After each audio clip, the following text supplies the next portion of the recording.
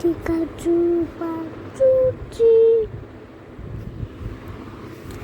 Pikachu, Pikachu, welcome to my new video. তো এইটা হচ্ছে কালী পুজোর আগের দিনের গেছিলাম মায়ের কাছে, আমরা তিনজনই গেছিলাম, আমি শানু আর বোন, একটা দরকার ছিল ওর জন্য। তো তারপরে বোনের ইচ্ছা হলো যে শাড়ি পরে একটু ফটো তুলবে, তাই আমরা এসছি। এই জায়গাটা খুব সুন্দর সাজিয়েছিল, এখানে কয়েকটা তুলবো। এখানে আগে না আমরা থাকতাম পুলিশ কোয়ার্টারে, তো ওখানেই এসছি। পাড়াটাতেও তোমার পুজো হয় এখন, আগাগোড়াই হতো, আমরা থাকতেও হতো, এখনও এটা কন্টিনিউ হয়। সবাই ওখানকার তো কেউ নেই আর তেমন। এই আমরা যাচ্ছি ওখানে, ওই যে রিক আছে, রিকের বাবা এখনও আছে কোয়ার্টারে, তো ওখানেই যাবো, একটু কথা বলবো। এই যে পুজোটা দেখো কি সুন্দর, কালী ঠাকুর এটা সুন্দর হয়েছে, বেশ এনেছে। আর চারিদিকে অন্ধকার, এটা তো তোমরা বুঝতে পারছো না, পুরো ঘুটঘুটে অন্ধকার। আগে এদিকে চারিদিকে কোয়ার্টার ছিল, লোকজন থাকতো, মানে ভর্তি ছিল, জমজমাট। এখন তো এটা পুলিশেরই পুরো মানে এরিয়া হয়ে গেছে, কোয়ার্টার সব উঠিয়ে দিয়েছে। তো এই দেখো কি সুন্দর লাইটিংও দিয়েছে। আমরা চলে এসেছি এখানে, কয়েকটা ফটো তুলবো। ওর কি ইচ্ছা হয়েছে, কারণ লাইটিংটা এতই সুন্দর। আমি বোন বলছিল আমাকে শাড়ি পরে আসতে, আসেনি। এবার এসে না এত পস্তাচ্ছি যে আসলেই ভালো হতো। তো ওখানে ফটো তুলে আমরা তো চলে এসেছিলাম। এটা হলো তার পরের দিন সকালবেলা উঠেই ইয়ানকে খাওয়াতে বসিয়েছি ব্রেকফাস্টে। ওরও স্কুল ছুটিই চলছিল তখন কালী পুজোর জন্য। সকালে দেখেই নিয়েছি, ইয়ানকে খাওয়াচ্ছিলাম, আমরা স্নানও হয়ে গেছে, স্নান টান করে চলে এসেছি মন্দিরে। সব কিছু রেডি করে রাখবো, কারণ এই বছর না কি হয়েছে তাড়াতাড়ি পুজোটা। কারণ আগের যে মানে আমাদের পুরোহিত মশাই ছিলেন খুবই তো ভালো ছিল, কিন্তু মানে অগাস্টে পুজো করলেন, তার কয়েকদিন পরেই সে মারা যান হঠাৎ করে, হার্ট অ্যাটাক হয়। তো এটাতে মানে খুবই কষ্ট লেগেছে, কারণ এত বছর ধরে করছে তো মানে নিজের মতন হয়ে গেছিলো। তো এবার আসবে নতুন পুরোহিত একটা করা হয়েছে, দেখা যাক কেমন পুজো টুজো করে না করে। তো ওনার আর একটা রাত্রিরেও পুজো আছে, ওর জন্য কি হয়েছে এবছর তাড়াতাড়ি পুজোটা করা হবে।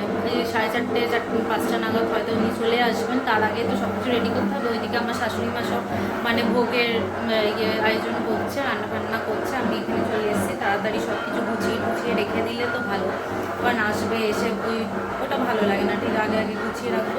তো দেখি একটু আলপনা দেবো ভাবছি, ফেব্রিক কালার আনতে বলেছি শানুকে, তো এনেছে, তাই ভাবি একটুখানি ফেব্রিক কালারটা দিয়ে করে নিই, তাড়াতাড়ি শুকিয়েও যাবে।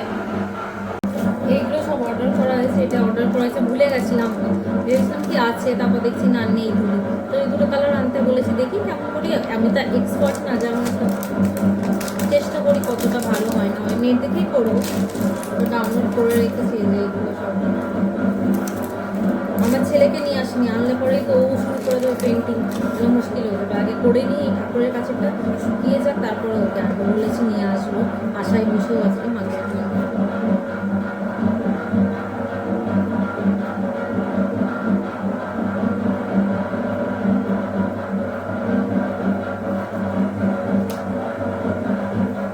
এমনি দিয়েছি টানা ব্যাকা, যাই হোক এখনো বাকি আছে, দেখি কতটা করতে পারি কি।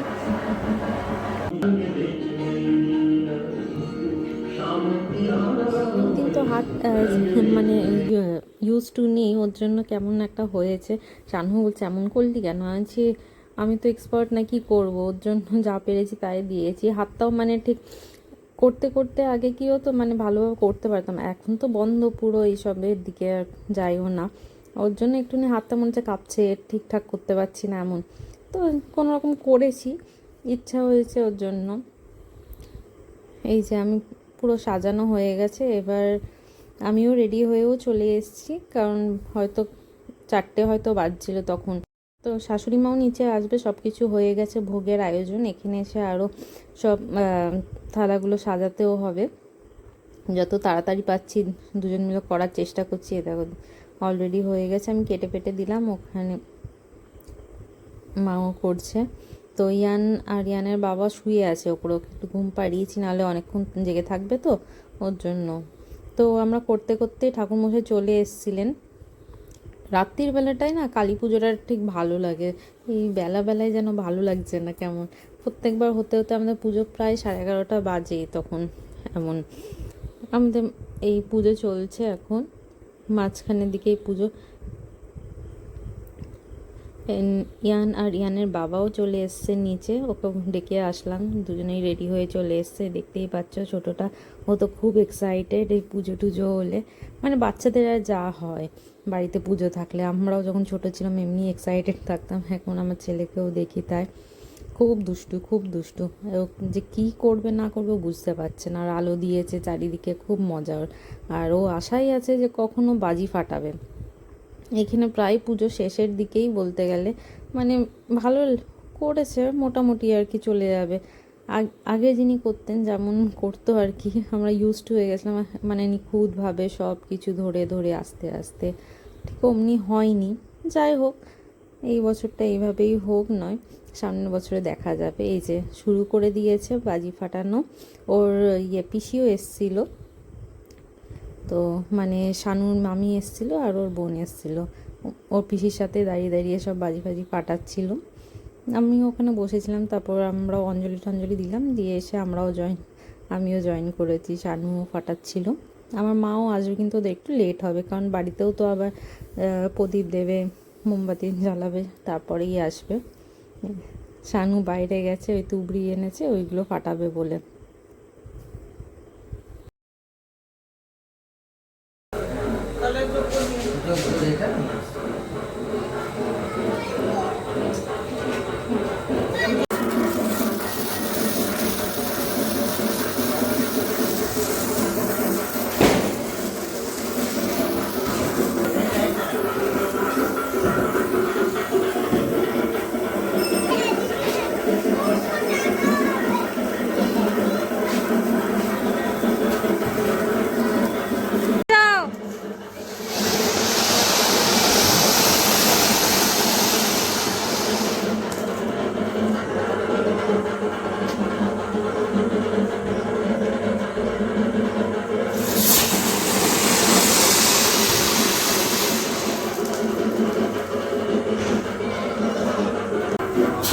শোনো সর,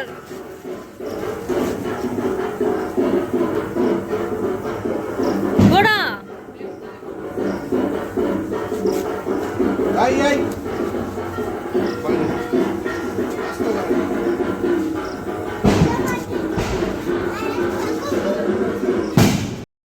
হোমযজ্ঞ চলছে এখানে, আর আমি বাইরেই দাঁড়িয়েছিলাম। তো হোমযজ্ঞ মানে তো পুজো শেষের দিকে, এটা হয়ে গেলে উনি হয়তো বেরিয়ে যাবেন। তো ঠিক আছে, যা হয়েছে মায়ের কৃপায় ওটাই হোক, কারণ খুবই আমার পিঠুলি মা যেখানে সেখানে, ওই যে কোথায় যাচ্ছে কে জানে। কি হলো, জুতো বাইরে খোলো। আমারও খুব গলাটা শুকাচ্ছে, জল খেয়ে দিতে হচ্ছে।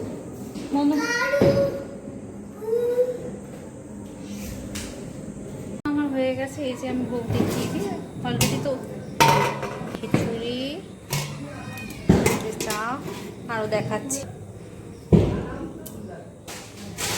অন্ধকারে তো, আর এই যে পায়েস, আর নিচে ভাজাগুলো নিয়ে গেছে, তো ওখান দিয়ে খাওয়া হবে। অলরেডি আছে, আমার মা না এখন এসে পৌঁছায়নি, ওরা টোটো বুক করেছে, লেট করছে আসতে। আর আজকে দিনে তো সবার ঘরেও তো প্রদীপ জ্বালাতে হওয়ার জন্য আরও দেরি করে আসছে। অন্য টাইমে আমাদের পুজো তো তাড়াতাড়ি হয় না, তো দেরি করেই হয়, প্রায় 10টা-11টা বেজে যায়। এদের পুরোহিত পাচ্ছিলাম না বলে। সব জল ফেলে দিয়েছে তো, ভেরি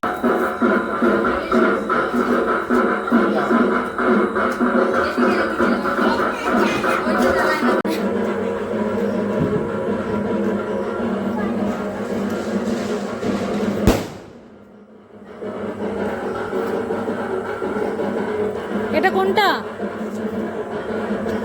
এটা কোনটা তুবড়ি?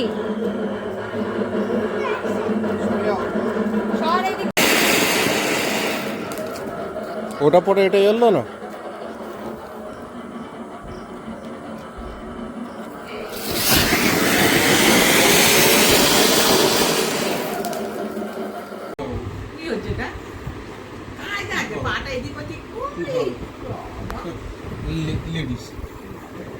ঠিক বলো।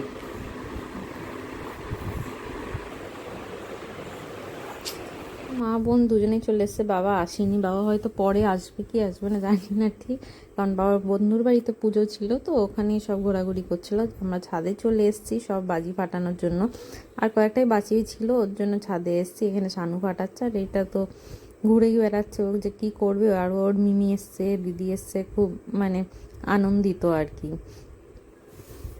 তো কয়েকটাই আছে আর ওইগুলো ফাটিয়ে এবার আমরা সবাই যাব নিচে, খাবার টাবার দিয়ে দেবো। বাবা মাও চলে যাবে আর কি, থাকবে না। তারপরে বেরিয়েছিলাম আমি, বোন আর ননও বেরিয়েছিল, আর সাথে রিকো ছিল। তো ওখানে কালী পুজো হয়েছিল স্টেশনে, ওইগুলোই কয়েকটা টুকটাক দেখে ঠেকে আমরা বাড়ি ফিরে এসেছিলাম।